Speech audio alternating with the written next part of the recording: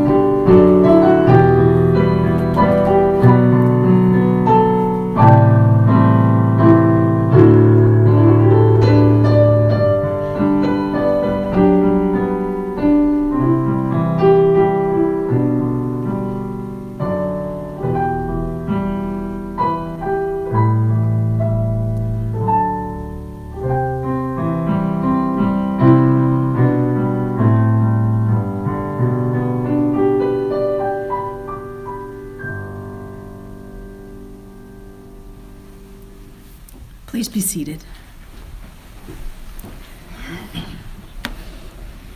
Good afternoon and welcome. It is an honor to be here to celebrate this afternoon. I got to know Mo and Sonia at Glendale when I was chaplain a few years ago. We celebrate this afternoon the life of Maurice Winston Hennigar, or as most of you knew him, Mo. A loving husband to Sonia, father to Mark and Christine, grandfather to Emily, Daniel, Madeline, Sophie, and Leah, a brother, uncle, cousin, co-worker, neighbor, and friend. And welcome to those of you who are joining us on a live stream. This afternoon, we celebrate and honor Mo's life, but we also share feelings of deep sorrow and loss. We are here to help ourselves and each other. No matter what the age of our loved one, when they die, we feel it is too soon. This is why memories are so important, and that you continue to share those memories with each other. The telling of stories and experiences with Mo will help you to feel his love as we celebrate his life. The time he spent here in this physical realm was the right amount of time for his journey. All that was meant to be completed is now complete, as a new journey begins and there is a new star in the sky. We celebrate a life well lived. Let us pray. In the presence of a God whose word has called the stars into being, we are in awe. In the presence of a God whose arms have held children, whose eyes have sparkled with laughter, we remain yours in trust. In the presence of a God whose breath has stirred within us and caused our hearts to thirst for love, we stand in need. Before you, giver of life, we come in faith, in search of love and truth and wholeness. Be with us, comfort us in our sorrow, and bring us peace. Amen. There's going to be some sharing of readings and memories by grandchildren and by Mark. And so the order I've got you in is Daniel, Sophie, Leah, and Emily, followed by Mark. So take your time and just come up, and I have a copy of what you're reading here if you don't have it close at hand.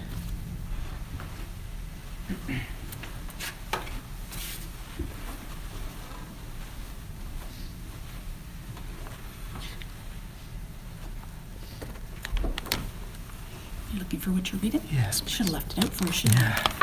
Threatening it. There you go. That's it. Thank you.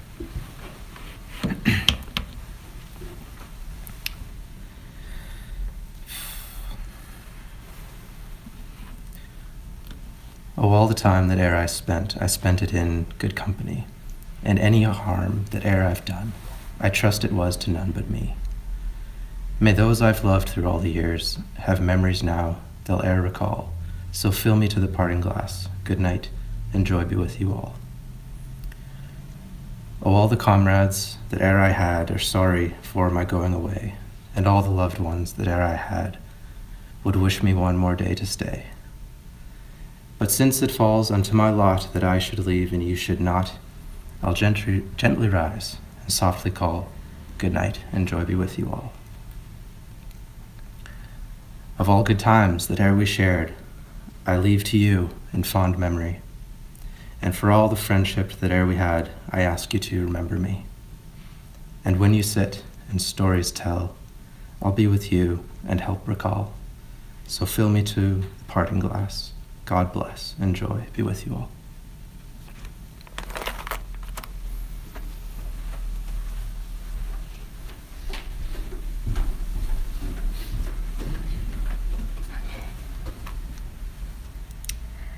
I'd like the memory of me to be a happy one. I'd like to leave an afterglow of smiles when life is done. I'd like to leave an echo whispering softly down the ways of happy times and laughing times and bright and sunny days. I'd like the tears of those who grieve to dry before the sun. It's happy memories I leave you, my friends, when my life is done.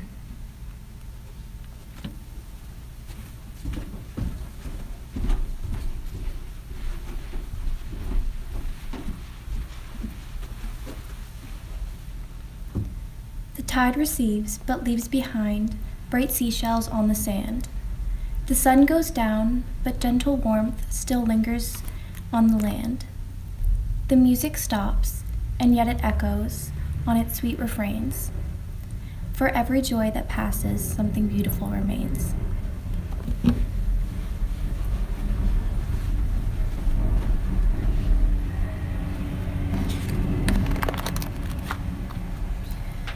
There was no time to say goodbye, but I ask this, please do not cry. Remember me as you think best, the happy time, forget the rest. Look for me and I'll be there, and you will find me everywhere, in the gentle touch of breeze that cools the skin or swirls the leaves, in the scent and color of flowers that gave to me such happy hours. On sunny days under skies of blue, just think of me and I'll be with you. In winter when there's cloud or mist, the rain will give to you my kiss. As wood smoke lingers in the air, look for me and I'll be there. Where seagulls cry above the sea and surf rolls in so endlessly, among towering trees that soar above, in all these things that I once loved. Look for me and I'll be there, you'll feel my presence everywhere.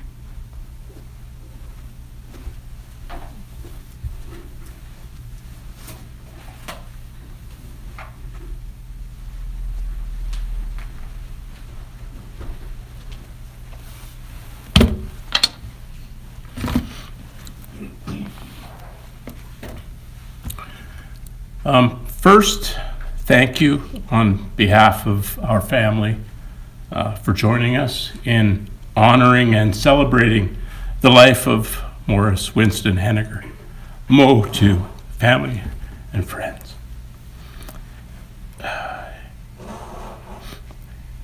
He was a devoted and loving husband to Sonia for over 60 years, a father to Christine and me, a grandfather to Emily, Daniel, Madeline, Sophie, and Leah, a little brother to Elaine, Eric, Uncle Buddy, Malcolm and Huey, Frankie, who have both passed, in-laws, Uncle Bob, Aunt Marilyn, Aunt Mary are sorely missed.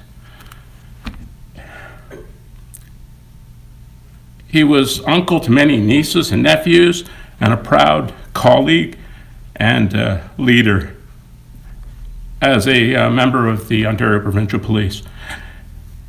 We remember as kids, Dad worked hard and he worked a lot. Night shifts and court commitments seemed constant in those days, and as children it seemed to us that Dad just worked all the time. Work-life balance really wasn't invented yet, I don't think. But he was still there to throw a ball and take us skating or to hockey or music lessons and to keep us in line. Maurice Winston Hennigar, his name. Grammy, our grandmother, Ethel, named him Maurice, the French spelling, because she was a big fan of the popular French actor Maurice Chevalier. For his middle name, he was named after the great Prime Minister Winston Churchill. Second World War began in 1939, the year he was born. Mo grew up in Nova Scotia to the age of 12 as the youngest of 6 children on the family farm in Hants County. Life in the 30s was tough and work was hard. Money was scarce. He learned hunting and fishing and hard work from his family. Granddad Frank and Grammy Ethel pulled up stakes and moved the family to Ottawa when Mo was 12. He was interested in cadets. He was in cadets, actually. Sorry, he was a member of the Rideau Canoe Club. They used to race canoes. He had a job at the IGA. He loved rock and roll and country music.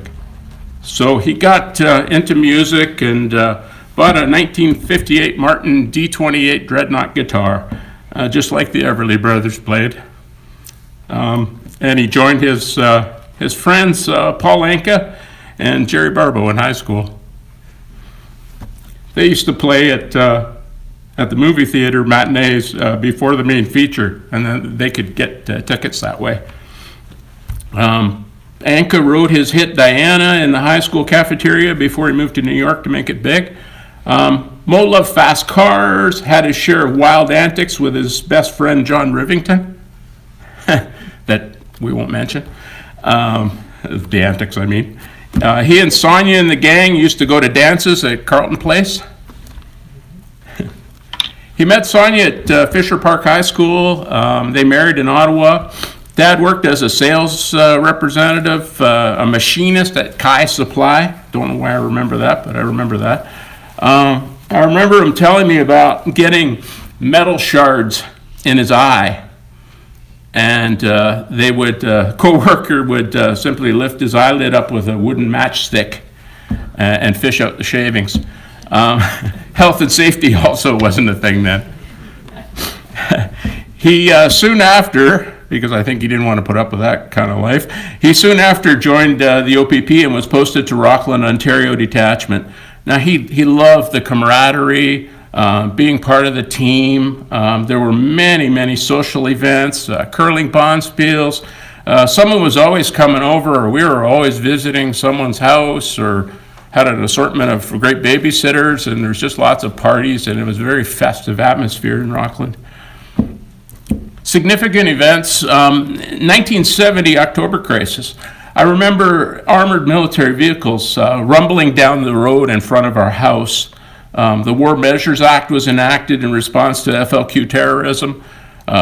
Minister Pierre Laporte was murdered. James Cross was kidnapped, and the tensions were very high at the time. Dad was issued an FN military rifle and assigned to monitor the Ottawa River ferry crossings at Normandy between Ontario and Quebec. The event was very real and really scary for our family at that time. I remember Dad being assigned to work bank patrol operation. There was a rash of bank robberies by organized criminals out of Montreal preying on rural banks and shooting up eastern Ontario. The task was to hunt down these armed men. Just seems like the Wild West back then. It was very dangerous work, and Dad was a designated marksman. So, Christine and I both remember exhibits being stored in our fridge temporarily, so that Dad could sleep and get them to the RCMP lab in Ottawa in the morning. There was some gory stuff I'm not going to mention, but it was we kids were fascinated. Dad loved country music and rock and roll. He was a Jim Reeves fan, a Marty Robbins fan, and especially Johnny Cash. In '72, Dad took me along to see Johnny Cash and the Carter family live at Lansdowne Stadium in Ottawa. I've attended many concerts since, but this one is a significant event in my memory. He always encouraged her musical studies and interests, violin lessons, singing, harmonizing with Granddad in the kitchen at Christmas time on whatever carols came to mind.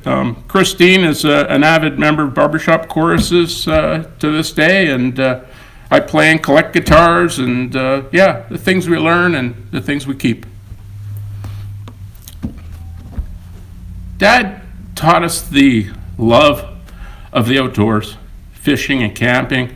We spent 2 wonderful weeks every summer at Sharp's Cottages in Lake St. Peter near Algonquin Park, hiking, swimming, fishing, boating, campfires, spending time with other OPP families, and visits with Auntie Lane, Uncle Bob, cousins, Janice and Kevin were highlights that are imprinted in our memories.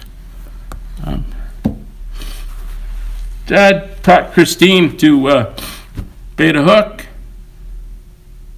cast a line, something that she still loves to do every summer to this day. I remember Dad teaching her to swim at the cottage and encouraging my love of snorkeling and chasing fish and retrieving old fishing lures from the bottom of the lake. Dad would do pencil drawings and teach us the common animal tracks that you would find in the forest and on the trails. He could do just about any animal you can think of. He taught me to read trout streams. He could pull fish out of places where I was sure there were none. And I remember fishing in a series of beaver ponds when I was a little guy, and having one foot on the dam and the other in a small skiff that we borrowed from Uncle Malcolm. And I hesitated. The boat drifted, and I ended up falling into the ink black pool. And I remember being cradled by the submerged sticks and black mud under the water.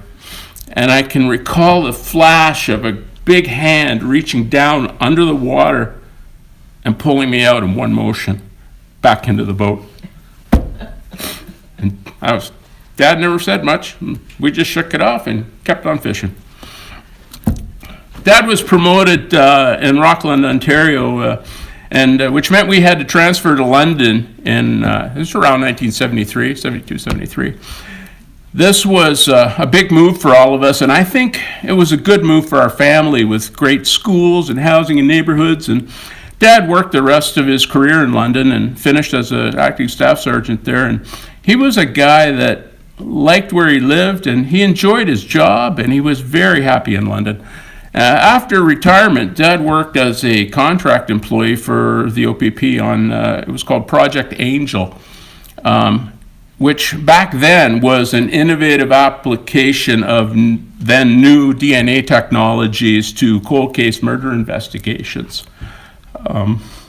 He told me he found this really freeing and rewarding because in a sense he wasn't in charge anymore, and he wasn't the boss, and he didn't have all the administrative tasks and stresses to deal with. He was just really part of an effective team, and he felt like he was adding value, and he felt like they were doing something for these victims and their families. So, after that, after he was finished with that project, he played his guitar, and he traveled with Mom to Europe and often to Florida and Dominican Republic, and he took up fly fishing and fly tying as a hobby. After I joined the RCMP, he visited Regina and Canmore and Red Deer, the Arctic and Squamish, BC, all the various places that we lived. This picture that Christine so aptly put together, picture of a speckled trout. We were canoe tripping in Algonquin Park with Uncle Malcolm and Cousin David, and we were camped on Gracie Lake. It was about 2-3 portages in on this beautiful rock outcropping. Dad and I were in a canoe in the back bay, and Dad hung out on a silver Canadian Tire spinner, like they were like about 10 cents, these things back then, with a piece of worm, and a massive speckled trout came up from under a submerged dead tree and hit his rig. And it was about 7 pounds. It was the only fish of the whole trip. The joy and excitement on his face and the vocabulary he used. I am still so glad that I was able to actually net the fish and not knock it off. I was both elated and terrified. Dad and I did a 50-kilometer trip on the Assiniboine Trail in Jasper, crossing into Alberta to BC, to Fortress Lake. We had to wade the Chaka River and cross the Assiniboine, rope bridges, and the idea was to catch fish, but we never caught one, nothing. But it was just so wonderful to be out in nature, in the outdoors. He just loved it. One year we hiked up a long switchback in Canmore, Alberta, in the Rockies to Chester Lake, through alpine meadows, blue-green glacier lake with a waterfall at the one end. Dad caught dolly varden and cutthroat trout. I didn't catch anything, but that's par for the course with him.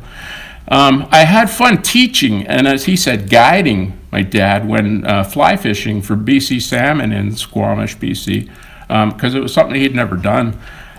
He marveled at the seals and the bald eagles and the black bears and the mountains, and he was always so alive and thrilled to the experience of nature, and he gave that to us. And we, his children and family, cherish that today.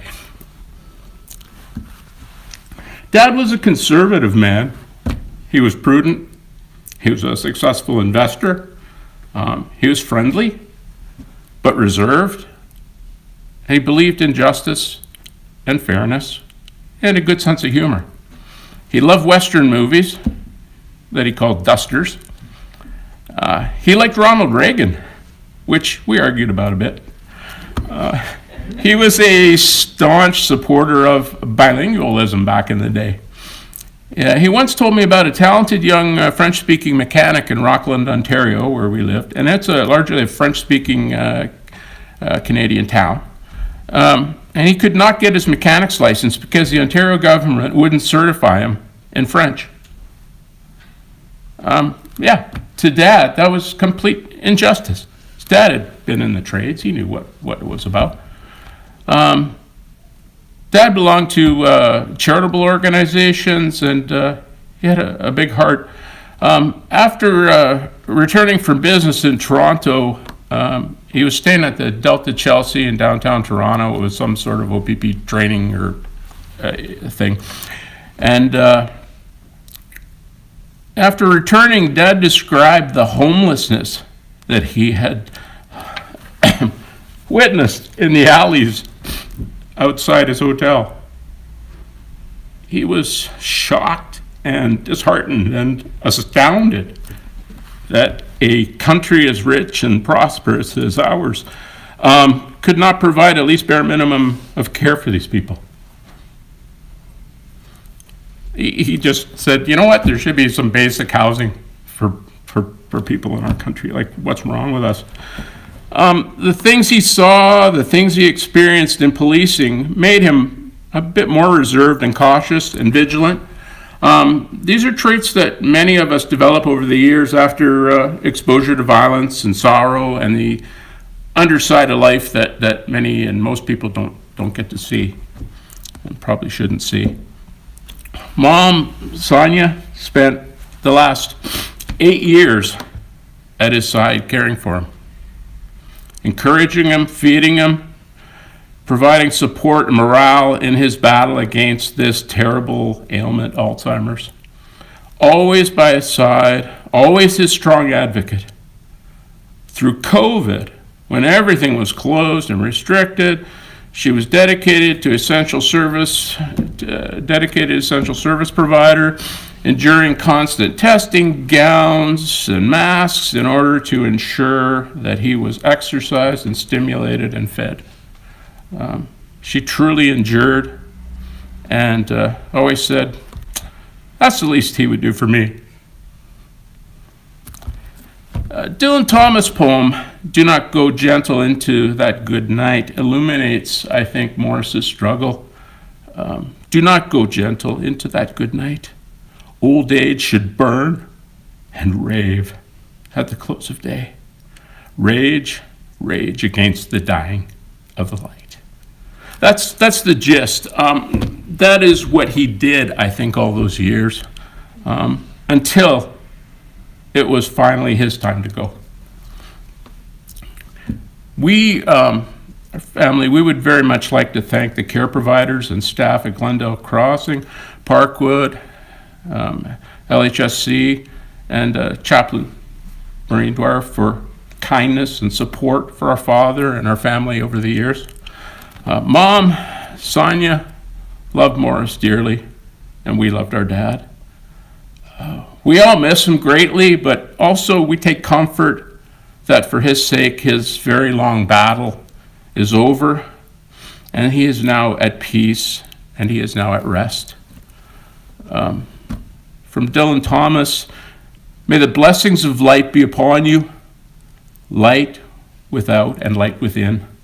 And in all your comings and goings, may you ever have a kindly greeting from them you meet on the road.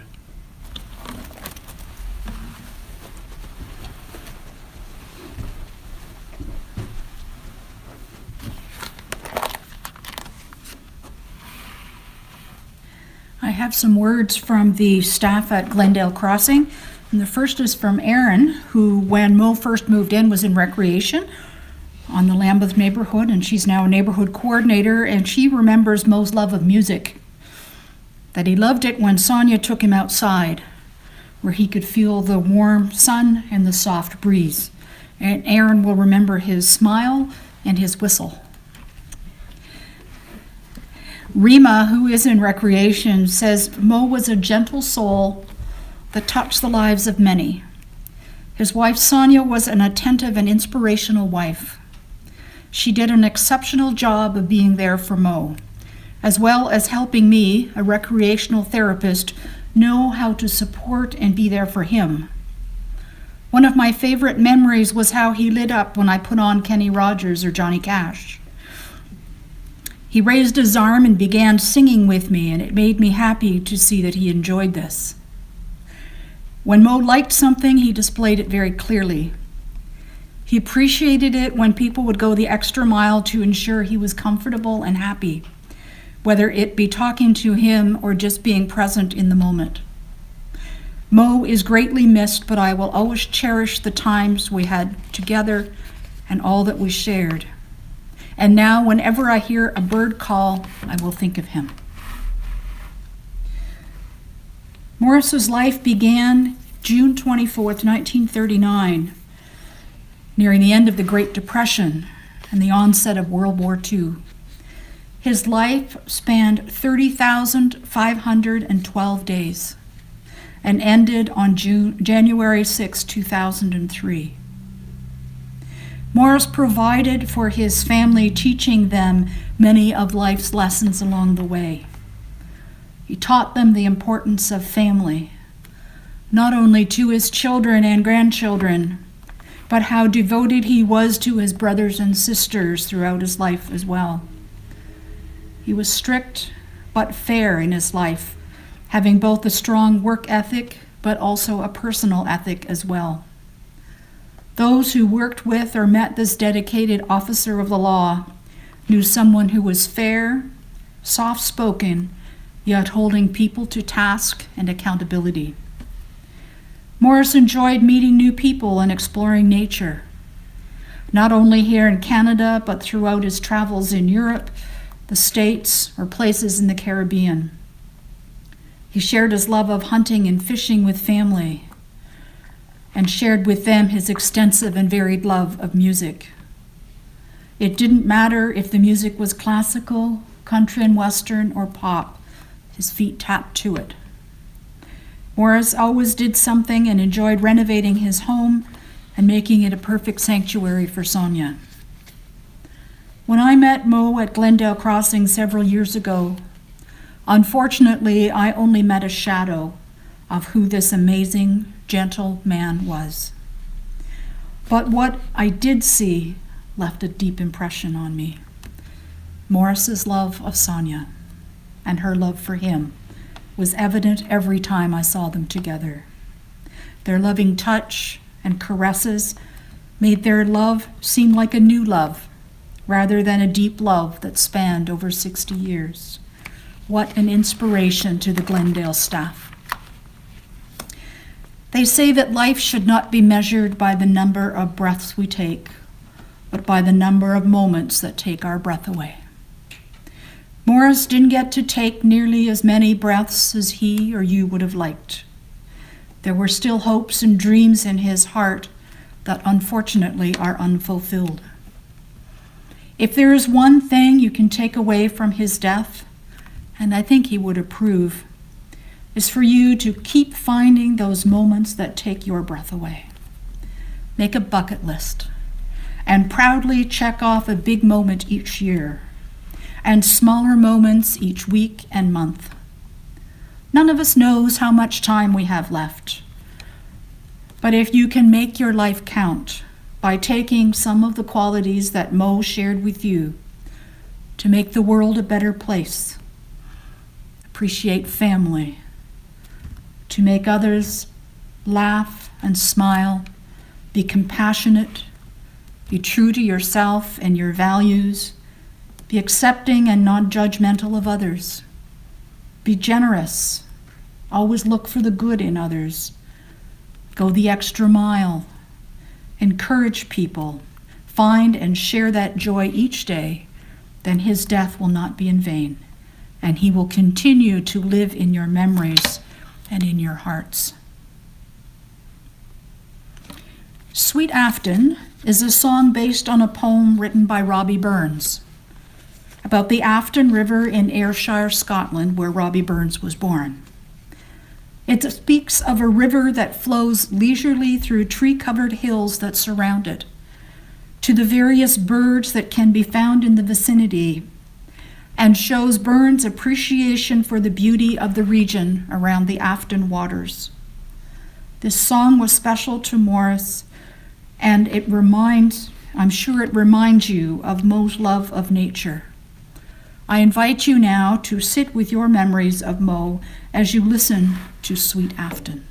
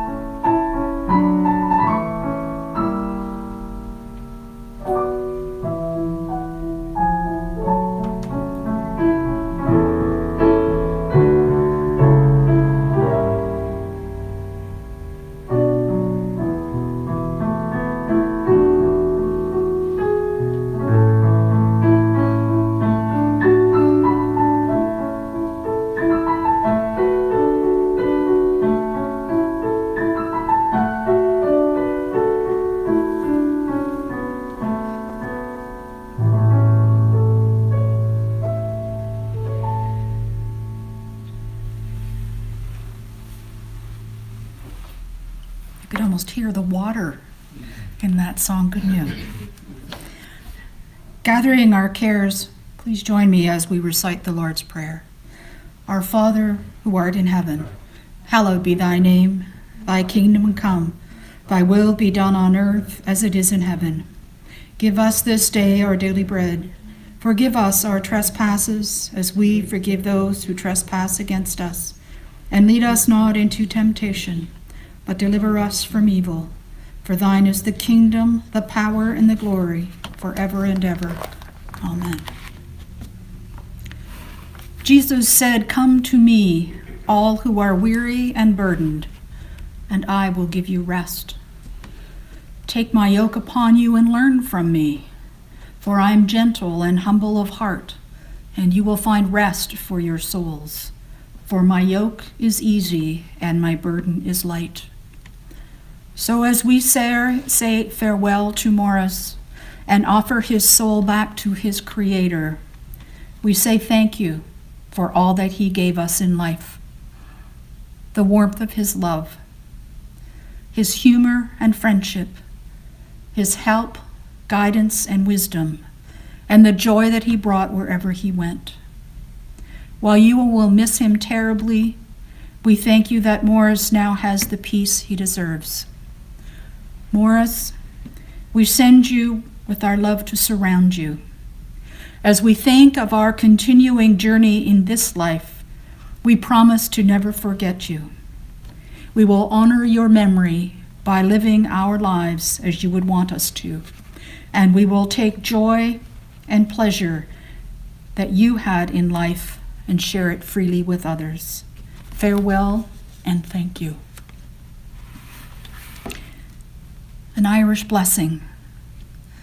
May the road rise up to meet you. May the wind be always at your back.